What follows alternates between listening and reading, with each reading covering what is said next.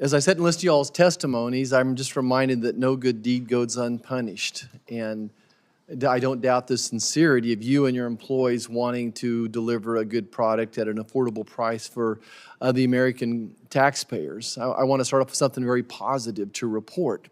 As you all know, there's a fentanyl explosion going on across this country. And we're losing 300 Americans every day to fentanyl poisoning. We've lost 250,000 Americans to fentanyl poisoning. And now criminals are using the United States Postal Service and other private carriers to send those fentanyl tablets to different locations, including in Kansas. I'm proud to report that your cooperation, the U.S. Postal Service's cooperation with the Kansas Bureau of Investigation and their canines, they've been able to capture 66,000 fentanyl pills.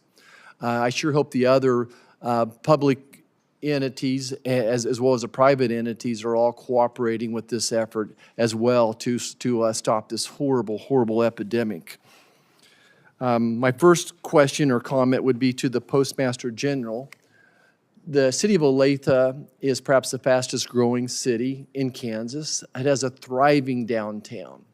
Unfortunately, there's a railroad right through the middle of downtown and a very busy postal office there as well. The city would like to move that post office somewhere else, outside of town probably, and they're willing to throw some money at it as well. And so far, they've met resistance from that. I'm sure this is a blip on your screen, Mr. Postmaster General, but are you aware of the situation in Olathe? No, I'm not. But I'm aware of other requests like this from other places. Well, we would sure appreciate your office taking a little closer look at it. Again, you have a city that's willing to cooperate, help pay for part of the situation. I think your operations would be more efficient if your drivers weren't coming in and out of that traffic jam as well. Yeah, I'll take a look into it, sir. Thank you. The next question is going to be directed towards the Inspector General Hall as well. As you may know, the services in the Kansas City metro area are of great concern as well. What I understand is maybe a third of the mail is late, taking over 3 days. I believe that's your report as well. Are you familiar with that report in Kansas City, and what were your conclusions concisely? Yes, what we saw in the Kansas, Missouri area, and we did some work, I think it's been about probably 7 or 8 months ago now, but a lot of the problems were related to staffing and an inability to retain staff for in the delivery units primarily. And so as a result, some of the routes weren't being delivered every day because they just were understaffed in some of those locations. And some of it is due to the inability to hire quickly, and also the challenges in the labor force where wages have increased, maybe in some places faster than the Postal Service wages. Okay. I'm going to go through some numbers here, and I wish I could give them to you. You may want to write them down, but in 2001, the Postal Service employed 775,000 people, and we're delivering 103 billion first-class mail a year.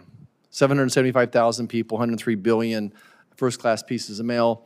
In 2013, your numbers bottomed out for employees of 491,000, and 65 billion first-class mail were delivered. And then in 2023, 525,000, so increased numbers from the decade before. 525,000 employees and 45 billion pieces of mail.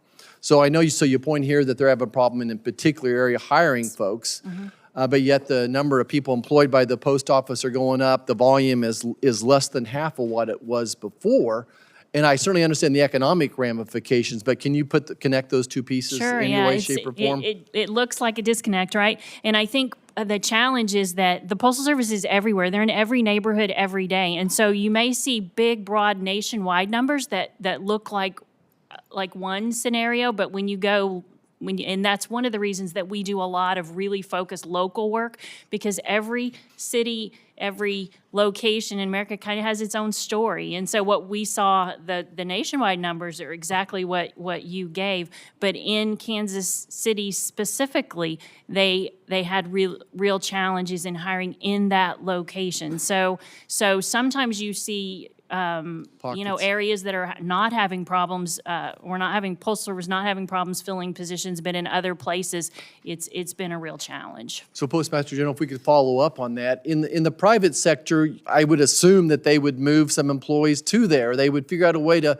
make sure that that customer service is continued. What ties your hands from it, or what's your assessment of the situation? Two things. In 2001, with 775,000 people, we didn't have packages.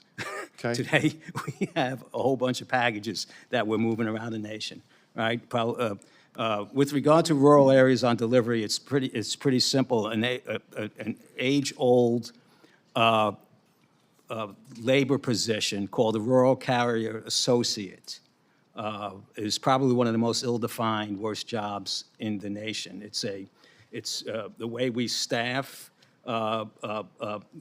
according to different rules, that you have to work everybody's off day and so on and so forth. So we've been making aggressive efforts to try and change that process, use the formula method that enables us to rebalance people, and we've done a lot of work in that. But Well, with all due respect, I'm not sure I would call Kansas City Metro area rural. well, rural carriers with regard to what our definition of rural is. in So the Kansas postal City is considered a There rural? could be areas out in the Kansas City area that would be a rural Okay, carrier. last question to the Postmaster General. Is there a disconnect between your all's leadership positions and the execution of your plans? Do you feel a significant resistance from the political appointees or the non-political appointees? Why are we struggling here? I think there's just there's a disconnect from me and the organization when I walked in, right? Because I'm trying to bring in commercial practices as required by law to deliver mail-in packages in an integrated manner and cover our cost, right? And we had no effort, no practice that did that. We had a random, haphazard, unmanaged system. It took a long time to get the manager. I've reorganized probably 13 times since I've been there in different types of positions to find a balance. And I have a leadership team that's very much engaging. And now we're bringing it out into the field. And we have made significant gains. We delivered the COVID test kits to 165 million addresses across the country within 2 days, right, in a time of crisis. We've made significant gains. As we engage in this change, it is plant by plant, person by person, driver by driver that has to take on a new way of working, a new way of thinking, okay? And it's easy to criticize when you show up at the crime scene and see the damage, okay? But the path there is long, and his people are working very hard to change Heinz and Martz in terms of how we perform.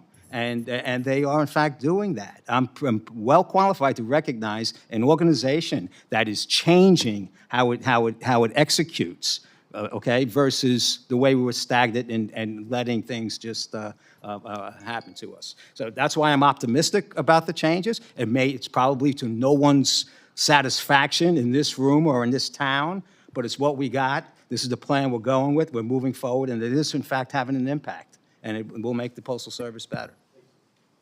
Senator Rosen.